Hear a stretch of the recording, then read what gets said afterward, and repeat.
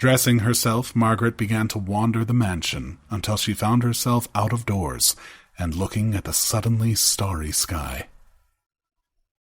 "You can't sleep either," observed a gentle voice that seemed to appear out of nowhere. Stepping out of the shadows, the king let the moonlight illuminate his features. Margaret curtsied abruptly. "Your Majesty." "Máel Coluim," corrected the king. "At least, here you can call me that. There are no guards, no court, no protocol to follow, or none I will tolerate right now.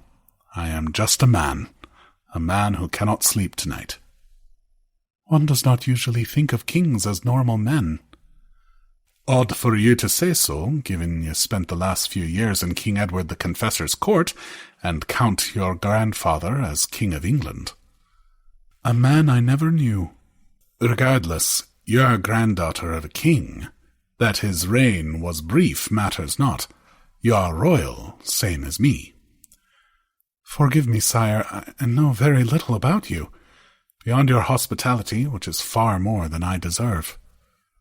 "More than you deserve? Why on earth would you think that?"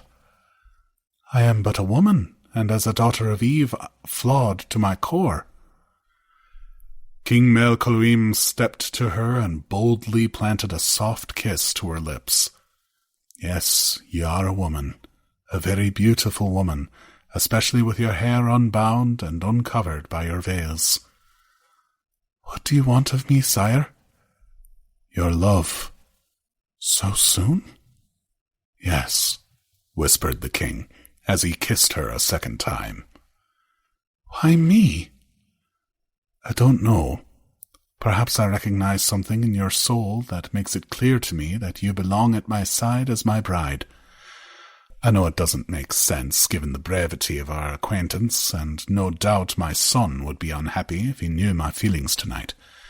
But that is my instinct towards you, Margaret. If I dared, I would ask your brother's permission to wed you." "If you dared? I thought warriors never hesitated in taking what they want." "This is different. When I killed Macbeth MacFinlay at the Battle of Dunfermline, and then his stepson Lulach a year later, I was avenging my father and fulfilling my duties as heir to my father's throne. I did what I did because I had to. War is like that. But this is different.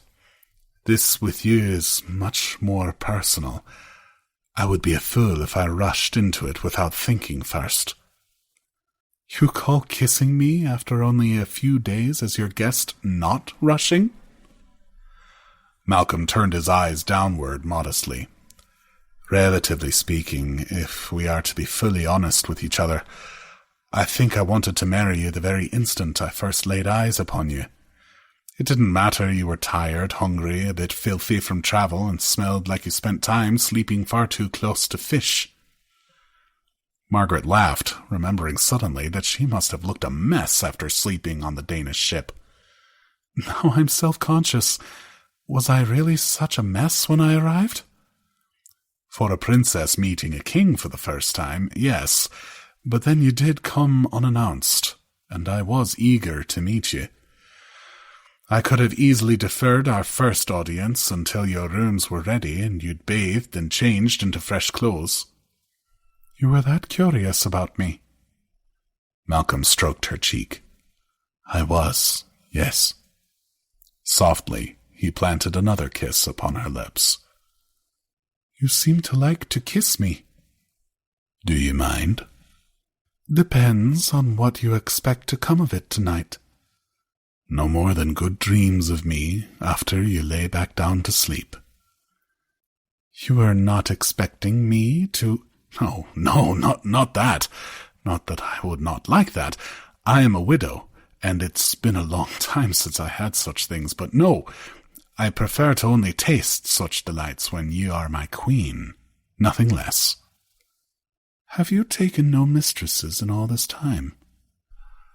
"I have remained completely chaste since Queen Ingeborg's death.